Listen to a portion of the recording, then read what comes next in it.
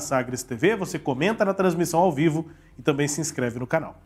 Sinal Aberto já está de volta com mais informações e a partir de agora com destaque também para a saúde. Vamos falar sobre Covid-19, vacinação e também varíola dos macacos. Em entrevista a partir de agora com a Superintendente em Vigilância em Saúde de Goiás, Flúvia Amorim. Flúvia, bom dia e obrigada pelo contato conosco aqui no Sinal Aberto.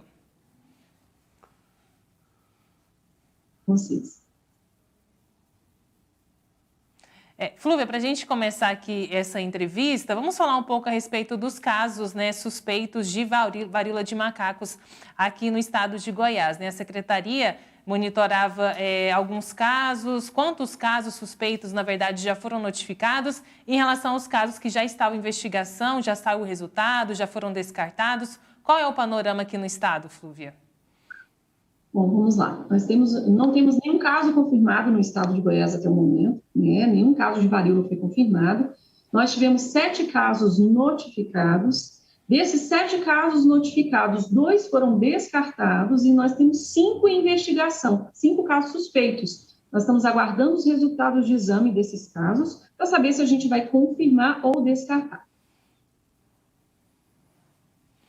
E, Flúvia, a partir dessa possível não confirmação, quais são as medidas, os procedimentos que a Secretaria Estadual de Saúde pode ou não adotar?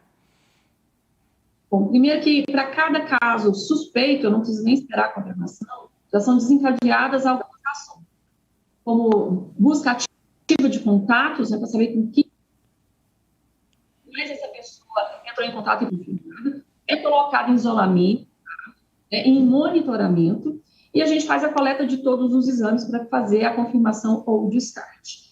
Então, isso é o que a SES e as secretarias municipais de saúde fazem com a pessoa suspeita.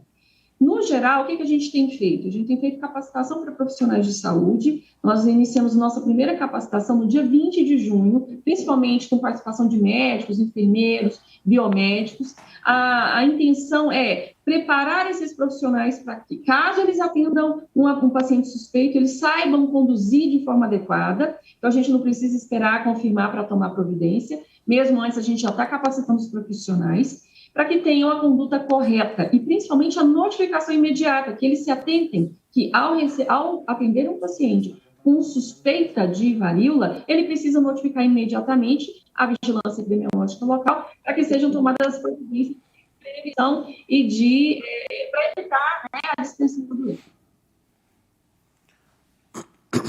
Em relação, Flúvia, a esses casos notificados, suspeitos de varíola, como que está o acompanhamento? São casos que tiveram histórico de viagens, Qual que é o vínculo epidemiológico desses casos suspeitos? Olha, os 5 casos suspeitos, eles têm sim histórico de viagem, tá? E por isso, porque existe um critério de definição de caso suspeito, definido pela Organização Mundial de Saúde e pelo Ministério da Saúde, e eles se enquadraram nessa definição de caso, e por isso eles estão sendo investigados. E em relação também, Flúvia, a esses sintomas, É muito fácil confundir a varíola com dermatites, algum problema ali relacionado também à pele. Quais que são os sintomas? É sempre importante a gente falar aqui, para quem acompanha o programa, o nosso telespectador, quais os sintomas que é suspeito, que se encaixa nesses critérios, conforme você disse, que são repassados pelo Ministério da Saúde? Olha, o principal sintoma que a gente considera são as lesões na pele. Então, lesões características. Então, são lesões que parecem, às vezes, uma espinha, ela pode ser única ou ela pode ser múltipla, pode ser uma lesão apenas em alguma parte do corpo, ou podem ser várias lesões, e ela forma como se fosse uma espinha, inicialmente, forma aquela bolinha, com líquidozinho dentro, parecido também com catapora. Eu falo catapora porque muita gente conhece. Então, é parecido com catapora, e a pessoa pode ter febre, a pessoa pode apresentar caroços, que a gente chama de ínguas no pescoço, na axila, na virilha, também são sintomas característicos, que a gente pode suspeitar de varíola. E na ocorrência de sintomas, qualquer um desses sintomas, a orientação é procurar imediatamente a assistência de saúde, assistência médica, para que seja feita a conduta adequada. Flúvia, falando agora sobre Covid-19, né, a gente está tendo um aumento de casos, de mortes, de internações por Covid aqui no estado. Qual que é o panorama, né, deste mês que a gente terminou agora, de junho? Qual o cenário epidemiológico deste mês de junho que passou agora?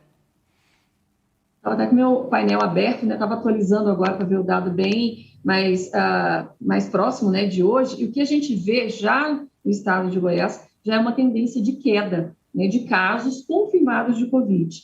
Então, pelo gráfico que a gente vê, nosso pico aconteceu na primeira quinzena de junho, tá? E a gente já vê essa tendência de queda nas últimas semanas. Em relação a óbitos e internações, felizmente, apesar de termos aumentado, né, consideravelmente o número de casos, não aconteceu esse aumento na mesma proporção para internação e muito menos para óbito. Isso mostra, mais uma vez, a efetividade da vacina, que a vacina realmente já está cumprindo o seu papel de evitar casos graves e óbitos, por isso a importância de manter atualizado o cartão vacinal.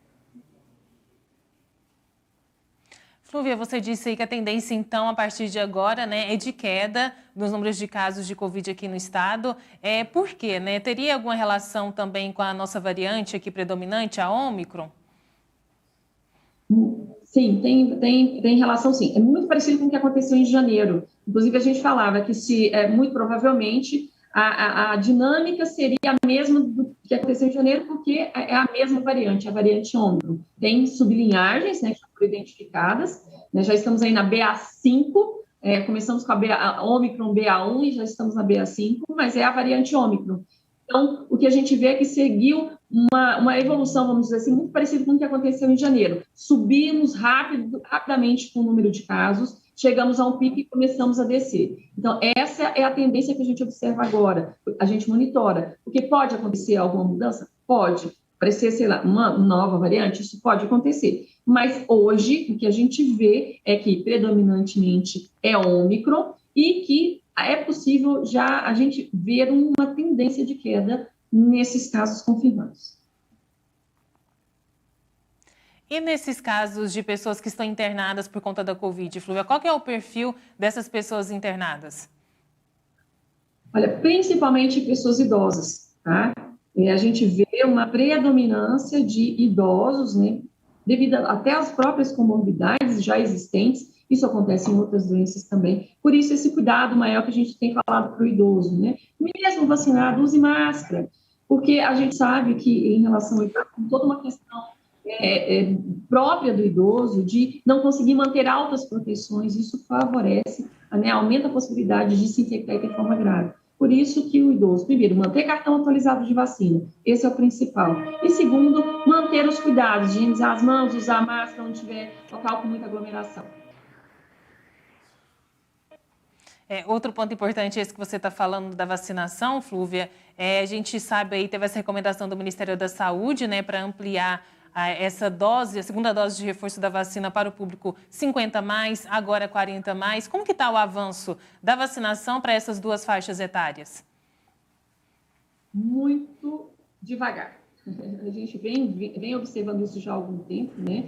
Uma procura menor. E aí eu chamo a atenção novamente, porque muitos especialistas têm falado de que muito provavelmente nós teremos essas ondas de Covid, né? Então, teve essa onda agora, acalma, e depois a gente pode ter uma nova onda. E se a gente começar a ter muitas pessoas com baixa proteção, aumenta a chance da gente voltar a ter aumento de casos graves e óbitos, que é o que a gente vem trabalhando e lutando contra o tempo inteiro. Por isso, a importância da manutenção do cartão de vacinação atualizado, para que mesmo que venham ondas posteriores, a gente não tenha aumento, né, de internações e principalmente de óbitos. E, Flúvia, outro ponto importante é em relação a quem tomou a vacina da Janssen, né? Como que fica essas pessoas? Tem previsão de quando haverá essa terceira dose da vacina para esse público? Já está previsto, na verdade, para quem tem 40 anos ou mais, são necessárias 4 doses, independente da vacina que ele tomou, seja Janssen, seja AstraZeneca, seja Pfizer, seja Coronavac, né? Quem tem 40 anos ou mais precisa ter 4 doses. Então, isso é importante as pessoas se atentarem. Se tomou Janssen, já está autorizada, né, essa 4ª dose para quem tomou Janssen também. Só que ele precisa ter 4 meses, desculpa. Oi, Flúvia, bom precisa dia. ter 4 meses de intervalo entre a última dose e essa dose de reforço. Bom, e Flúvia, bom dia. Você falou que esse 40 a mais está lento, né? Está muito devagar. E aí, vai incluir os 30 a mais aí? Manda pra gente, que eu pelo menos estou interessado, Flúvia. Os mais jovens, né? Essa faixa etária provavelmente ela vai cair, sim, né? Então a gente vai por etapas, a gente vem trabalhando assim desde o começo da vacinação, e à medida que a gente vai libera e vê a possibilidade, né, de diminuir faixa etária, essas faixas etárias vão sendo reduzidas. Então existe sim a possibilidade, né, em breve dos 30 anos ou mais também receberem mais essa dose de reforço. Eu, pelo menos, estou querendo, né? Mas aí tem essa questão. Talvez as pessoas tenham já normalizado a doença, né, Flúvia? Elas não tenham percebido essa questão das ondas, né? Que os casos graves ainda acontecem, que é importante ficar com a vacinação atualizada. É basicamente isso? Ainda mais para esses públicos que estão mais ativos, digamos assim, né? 30, 40, não está no 30 ainda, mas 40 anos, o pessoal está trabalhando, vai e volta, tudo já voltou ao presencial, e aí não fica mais atento a essa importância da vacinação? Será que é isso? É bem isso mesmo. A partir do momento que você tem uma melhora do quadro, né, geral da doença, que diminui casos, diminui principalmente a internação e óbito, é como se as pessoas pensassem assim, então eu não preciso me vacinar mais. Só que esse pensamento está errado. Por que ele está errado? Porque a partir do momento que eu começo a ter muitas pessoas pensando desse jeito e tomando essa atitude, a gente chama de formação de bolsões de pessoas mais suscetíveis. E numa próxima onda, a gente pode ter novamente aumento de casos graves e óbitos. Por isso, a importância de manter esse esquema vacinal. Isso não acontece só para a Covid, mas por todas as doenças. Por que a gente está hoje com retorno do branco? Porque nós estamos num risco iminente de produção da paralisia no país. Porque as coberturas baixas, a doença deixou de circular ou circulou muito pouco, e as pessoas acham que não tem preocupação, não tem perigo mais, não precisam se preocupar. E aí a doença volta. Bom, Flúvia, só para finalizar, aquele número de pessoas que não tomou nem a primeira dose, os negacionistas, esse número está estabilizado, é isso? Essas pessoas não querem mesmo tomar vacina? Isso não. Eu tinha a esperança de te perguntar e você responder dizendo que, olha, gradativamente tem uma parte que vai se convencendo. Não é o caso, Flúvia? Não, a gente praticamente estagnou. Até atualizei o meu painel agora. O número de pessoas que não tomou nem a primeira dose estava em cerca de 540, 700 mil pessoas aproximadamente. Né? Então, esse número praticamente ele não se alterou. Nos preocupa a quantidade de pessoas que não tomaram nem a primeira dose de reforço. Assim, que esse aceita a vacina, ele tomou a primeira, ele tomou a segunda, mas ele não voltou para tomar a primeira dose de reforço. Então, que são cerca de 2.600.000 goianos. Então, isso nos preocupa, como eu falei, porque a gente vai formando bolsões de pessoas, né, com proteção diminuída que podem ter formas graves numa próxima onda. Flúvia, é isso. Muito obrigada, né, pela disponibilidade, pelo contato conosco aqui no Sinal Aberto. Bom trabalho aí para você e até uma próxima. Obrigada a vocês, tenham um bom dia. Flúvia Amorim, superintendente em Vigilância em Saúde de Goiás, conversando conosco aqui no